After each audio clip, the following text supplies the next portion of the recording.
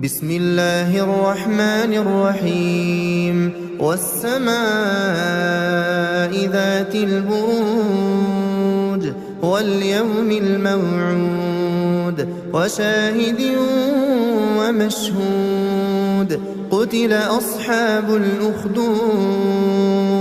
النار ذات الوقود إذ هم عليها قعود وهم على ما يفعلون بالمؤمنين شهود وما نقموا منهم إلا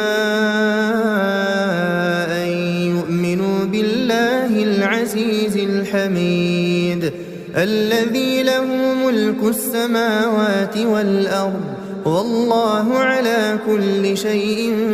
شهيد إن الذين فتنوا المؤمنين والمؤمنات